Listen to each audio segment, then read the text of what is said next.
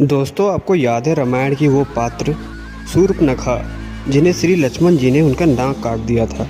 वो शूर्पणखा रामायण के बाद भी जिंदा थी क्योंकि उसे सिर्फ नाक और कान काटकर छोड़ दिया गया था। तब से शूर्पणखा अपने चेहरे को काले रंग के कपड़े से ढककर रखने लगी थी क्योंकि काला रंग राक्षस जाति का प्रतीक था।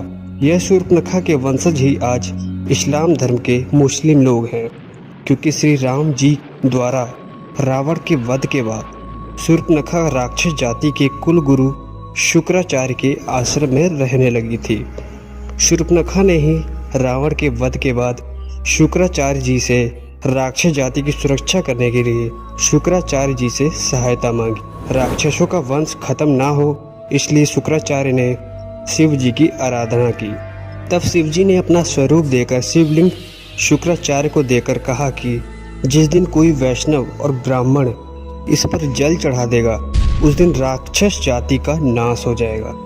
उस आत्म शिवलिंग को शुक्राचार्य ने वैष्णव मतलब हिंदुओं और हिंदू ब्राह्मणों से बहुत दूर रेगिस्तान में स्थापित किया, जो आज सऊदी अरब मक्का मदीना में है।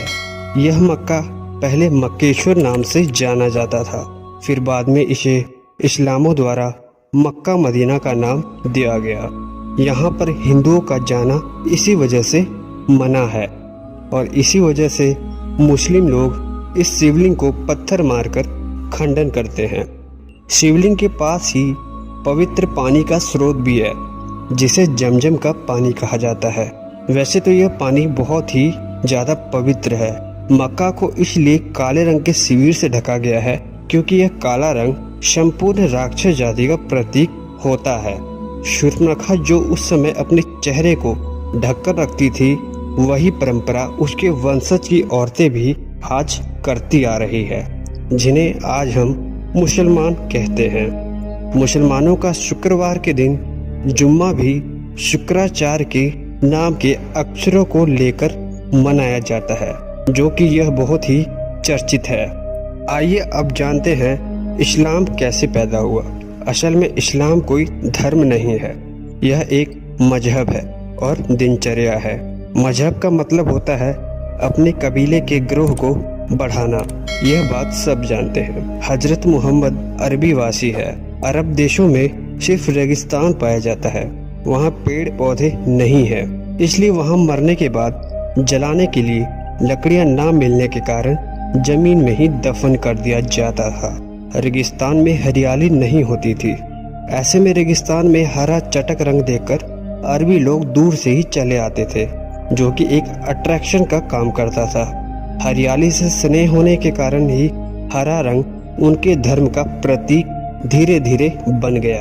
अरब देशों में काफी गर्मी और तेज धूप में सफर करते थे, जिससे उन्होंने धूप से बचने के लिए अपने सिर को ढकना शुरू कर दिया। इसलिए वे अपने सिर को एक सफेद टोपी या कपड़े से ढकने लगे, जो परंपरा आज भी मुस्लिम लोगों के ट्रेंड में है। सफेद रंग सूरज की किरणों को अवशोषित नहीं कर पाती थी, अतः उन्होंने सफेद रंग की सलवार कमीज और एक लंबे गाउन टाइप का पहनना शुरू कर दिया ताकि ज्यादा गर्मी न लगे।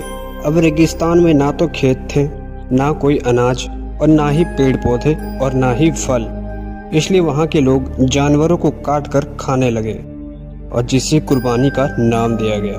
और यही कुर्बानी पर्व को मुस्लिम धर्म में मुसलमान लोग चाव से मनाने लगे और यह पर्व धीरे धीरे फैल गया। सब लोग एक ही जगह के खानाबदोश हुआ करते थे, जिससे उनके कबीले की जनसंख्या बहुत ही कम थी, इसलिए वो आपस में ही अपने भाई बहन से शादी कर लेते थे। जनसंख्या की कमी को दूर करने के लिए वे 4-4 पत्नियां रखते थे और ज़्यादा से ज़्यादा सभी पत्नियों से बच्चे पैदा करते थे, जो रिवाज आज भी इन मुसलमानों में कहीं कहीं चल रहा है। खानाबदोश के कबीले क्योंकि वे एक जगह नहीं रहते थे, वे एक जगह से दूसरे जगह अपना रहन बसेरा करते थे और बहुत कम बर्तन रखते थे, जिसे वे एक थाली में 5-5 लोग खाया करते थे। एक जगह से दूसरे जगह पर पानी की कमी के कारण उन्हें पानी के लिए दूर दूर तक घूमना पड़ता था और उसका ठिकाना ढूंढना पड़ता था, जिससे इन कारणों से ही तेजी से इस्लाम पूरे विश्व में फैल गया। इसलिए इस्लाम एक धर्म नहीं, एक कबीला है जिसे लोगों ने आपसी रहन सहन, दिनचर्या को देखते हुए इस्लाम धर्म का नाम दिया।